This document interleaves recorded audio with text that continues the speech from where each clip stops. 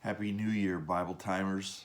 I'm so grateful that we get another day, another week, another year to study the Bible together, to worship the Lord, to serve Him, to make His name known amongst the nations. What a great opportunity we have in 2021. And we have a great psalm to start off this year with, Psalm 22.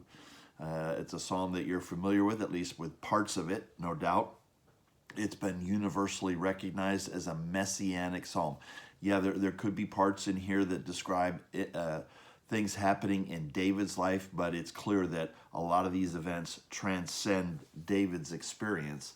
And we know that something about David. Maybe not everybody recognizes this or realizes this or remembers this, but we think of David, he was a shepherd. We think of David, he was a great warrior. We think of David as a king of Israel. But David also was a prophet. It says that in Acts 2:30. He was a prophet. And what we see here is a prophecy regarding the coming Messiah. There are 15 either quotes or allusions to this psalm that you're going to find in the New Testament. So it's clearly talking about the coming Messiah. And the first 21 verses talk about the suffering Messiah. The suffering Messiah. If you're ever wondering, does the Old Testament really talk about the suffering of Christ to come? Well, not only is Isaiah 53 really clear on that, but so is Psalm 22. Just let me read to you some of those familiar passages. Verse 1, my God, why have you forsaken me? That's what Christ cried out from the cross. Verses 7 and 8. It says, all who see me mock me, they make mouths at me, they wag their heads.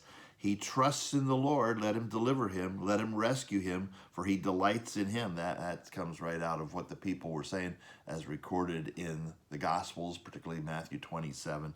And then verses 14 through 18, I'm poured out like water, all my bones are out of joint.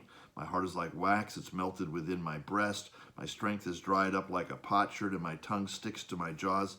You lay me in the dust of death, for dogs encompass me. Company of evildoers encircles me. They have pierced my hands and feet. I can count all my bones. They stare and gloat over me. They divide my garments among them, and for my clothing they cast lots. That's describing the scene at the cross where Christ was crucified. So these first 21 verses really talk about the suffering Messiah, as David makes a prophecy about the coming Messiah who would suffer. But it doesn't end there, because verse 22 through the end of the chapter talks about the exalted Messiah. The exalted Messiah. In fact, when it starts off there in verse 22, I will tell of your name to my brothers in the midst of the congregation. I will praise you. That implies a resurrection. His death wasn't the end. And he is building his church. He's active in his church. He's communicating to his church. In fact, that verse there is quoted in Hebrews chapter 2 with a clear reference to Christ.